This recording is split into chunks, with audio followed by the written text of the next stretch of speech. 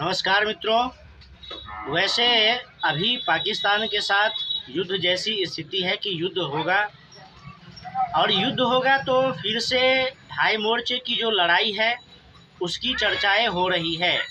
ढाई मोर्चे का चक्रव्यूह या ढाई मोर्चे की लड़ाई। तो ढाई मोर्चे की लड़ाई में तो एक मोर्चा पाकिस्तान है, एक मोर्चा चीन है और जो आधे मोर्चे की बात होती है वह आधा मोर्चा है भारत का मुसलमान और जो पाकिस्तानी और बांग्लादेशी घुसपैठिए या जिस प्रकार से भी भारत में रहने वाले लोग हैं वो यह सब मिल करके ढाई मोर्चे का फ्रंट बनता है और इसको ही ढाई मोर्चे का चक्रव्यूह भी कहते हैं। क्योंकि अगर बांग्लादेश के साथ युद्ध की बात है या मोर्चा खोलने की बात है तो बांग्लादेश के साथ ऐसी स्थिति कभी नहीं आती है कि युद्ध हो। अगर युद्ध होगा भी तो बांग्लादेश भारत के साथ युद्ध में नहीं टिक सकता, क्योंकि बांग्लादेश की सैन्य शक्ति उतनी है नहीं कि वह लड़ सके, न ही आर्थिक रूप से न ही सामरिक रूप से बांग्लादेश भारत के सामने टिक सकता है। इसीलिए बांग्लादेश के साथ कोई फ्रंट की बातें नहीं होती है। तो यह जो ढाई मोर्चे का चक्रव्यूह या ढाई मोर्चे का फ्रंट उसकी बातें हो रही है। तो एक मोर्चा एक फ्रंट पाकिस्तान है, दूसरा चीन है और जो आधे फ्रंट की बात है वह भारत के देशद्रोही गद्दार हैं। अब ऐसे में पाकिस्तान को तो सबक सिखाते ही है। जितनी बार भी लड़ाइयाँ होती है, युद्ध होते हैं, पाकिस्तान को मुंहतोड़ जवाब दिया जाता है। पाकिस्तान घुटने पर आता है, बैकफुट पर आता है और पीठ दिखा करके भाग जाता है। और जहाँ तक चीन का प्रश्न है कि चीन पाकिस्तान का 100% सहयोग दे रहा है, साथ दे रहा है, बढ़ावा दे रहा है, अस्त्र शस्त्र गोला बारूद दे रहा है, लेकिन जब चीन के साथ डोकलाम में भारतीय और चीनी आर्मी का झड़प हुआ था उस समय चीन को पता चल गया था कि भारतीय सेना वह कांग्रेस के समय वाली सेना नहीं है, यह अब मोदी सरकार के समय वाली सेना है जो किसी भी प्रकार से अपने सीमा की रक्षा करने के लिए, अपने देश की रक्षा सुरक्षा के लिए किसी भी हद तक जा सकते हैं। और उन्हें इस बात की खुली छूट मिली हुई है, क्योंकि पहले किसी भी प्रकार के संधि के द्वारा भारतीय सेना के हाथ बांध दिए जाते थे, या तो उन्हें पीछे हटने के लिए कहा जाता था या फिर उन्हें वह सुविधाएं नहीं दी जाती थी जिससे कि भारतीय सेना चीन के साथ युद्ध लड़ सके। लेकिन अब ऐसा नहीं है।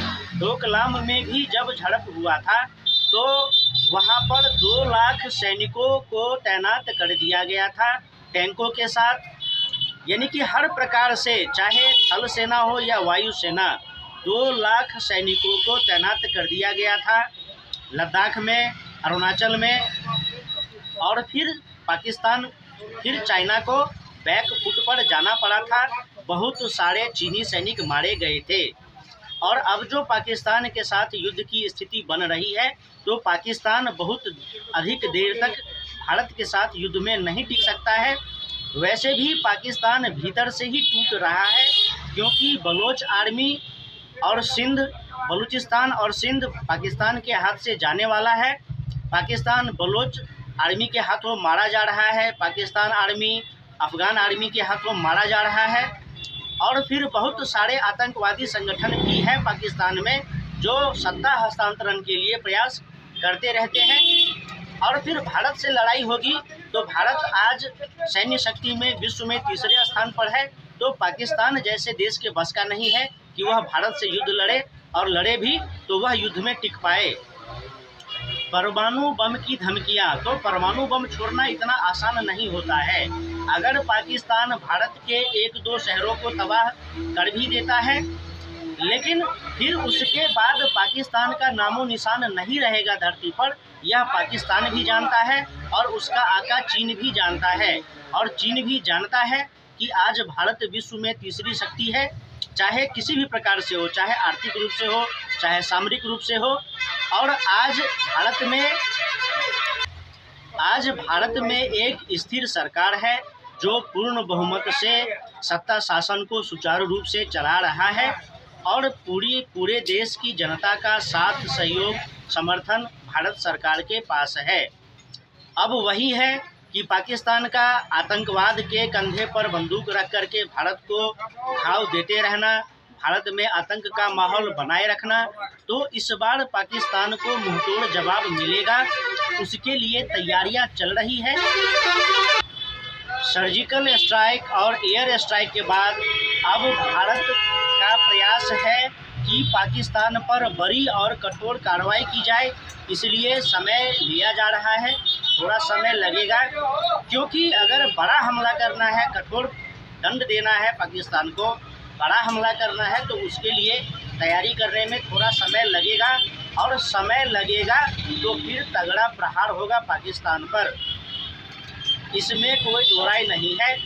क्योंकि भारत लंबे समय से आतंकवाद से त्रस्त रहा है और पाकिस्तान को बार बार समझाया जाता है, आगाह किया जाता है, पाकिस्तान नहीं मानता है, बार बार सीज फायर का उल्लंघन करता है।